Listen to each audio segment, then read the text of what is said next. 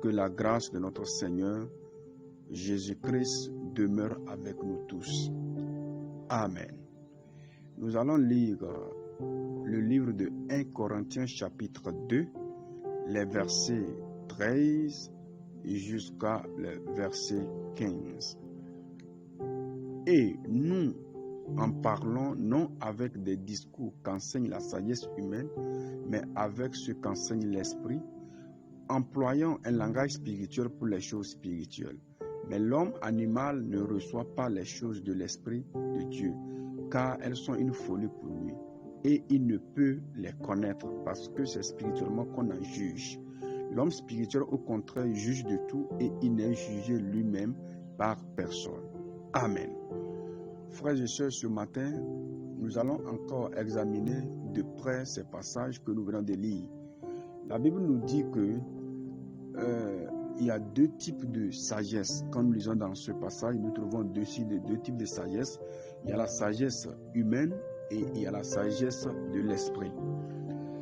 Quand nous recevons le Seigneur Jésus-Christ, la première chose que Dieu prend en compte de faire dans notre vie, c'est d'abord avoir accès à notre esprit. Et vous devez noter aussi que Dieu opère avec l'esprit. Dieu ne opère pas avec le corps ni avec l'âme. Dieu opère avec l'esprit. Donc, quand nous recevons le Seigneur Jésus-Christ, le travail que Dieu fait, c'est d'avoir accès à notre esprit. Et c'est en cela que nous sommes transformés. C'est en cela que nous commençons par recevoir les choses de Dieu. Et vous allez voir, tant que notre esprit n'est pas régénéré, tant que nous n'avons pas reçu l'Esprit de Dieu en nous, tant que l'Esprit de Dieu n'a pas encore trouvé la place de bien s'installer, il y a une différence entre l'Esprit de Dieu qui s'installe en nous et le Saint-Esprit que nous recevons.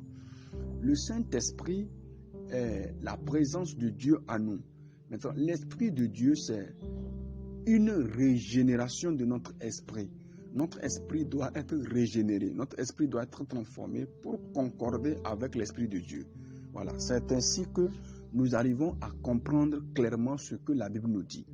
Vous allez voir, beaucoup d'entre nous, nous lisons la parole, mais nous n'arrivons pas à comprendre la parole de Dieu. Ainsi, vous allez voir, quelque part dans certaines réunions, des gens qui ont eu le doctorat en français, qui ont eu leur maîtrise, qui ont eu les diplômes, mais ils vont s'asseoir. Et peut-être quelqu'un qui n'a même pas eu le BPC les manipuler spirituellement. Pourquoi? Parce que les choses de l'esprit sont différentes des choses que la chair nous donne. La Bible nous dit ici, nous enseignons non pas avec la sagesse humaine. Vous savez, il y a la sagesse humaine. La sagesse humaine, c'est de faire la démonstration des choses par la sagesse de l'homme. Tandis que la sagesse de l'esprit, c'est de amener l'homme à vivre la réalité des choses qu'on demande par esprit, d'amener l'homme à vivre ces choses dans l'esprit. C'est de là qu'on parle de la foi. Donc, quand nous sommes dans l'esprit de Dieu nous renouvelle. Et toute chose qui se passe à l'intérieur de nous se passe dans l'esprit. Et l'opération se fait dans l'esprit. Et nous voyons la chose qui se fait dans l'esprit comme une chose qui devient réelle. Voilà. Il vous est arrivé une fois de faire un rêve et que vous vous voyez réel dans le rêve. Mais quand vous vous levez, ce n'est pas ce que vous avez vu dans votre rêve. Donc, c'est comme ça les choses de l'esprit se passent. Quand Dieu arrive à avoir accès à notre esprit en permanence et en totalité, les choses que nous voyons, nous sommes en train de voir les choses comme nous sommes en train de faire un rêve. Mais cela n'est pas un rêve. Notre esprit nous dit que c'est réel.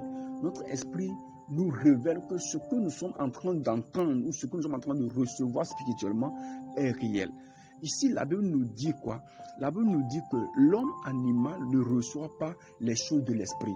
Mes frères et sœurs, pendant que nous sommes en Christ, pendant que nous donnons notre vie à Jésus-Christ, s'il n'y a pas eu un travail que le Seigneur fait, si notre esprit n'a pas été régénéré, quel que soit le genre de message, le genre de parole de Dieu qu'on nous donne, ces paroles n'auront pas d'effet sur notre vie.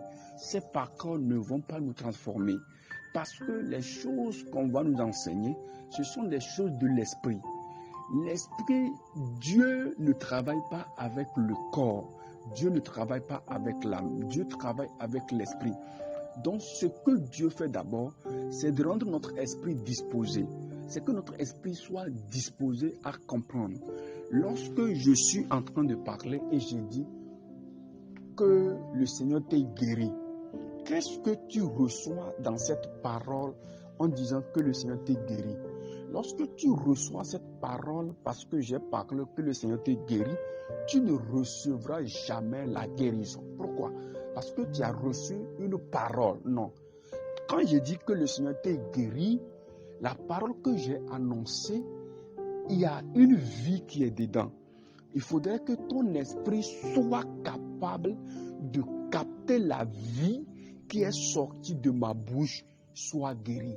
C'est ainsi que nous devenons quoi? Nous devenons les manifestateurs de l'Esprit de Dieu. Ainsi, nous pouvons vivre ce que Romains 12, le verset 2 nous dit, mais soyez transformés par le renouvellement de l'intelligence. C'est en cela que Dieu nous a accordé son esprit, afin que nous soyons transformés. Donc, l'opération de tout ce que Dieu fait se fait dans notre esprit et non dans notre corps et non dans notre âme. Que le Seigneur nous accorde sa grâce et que la journée soit bénie pour nous. Au nom de Jésus-Christ. Amen.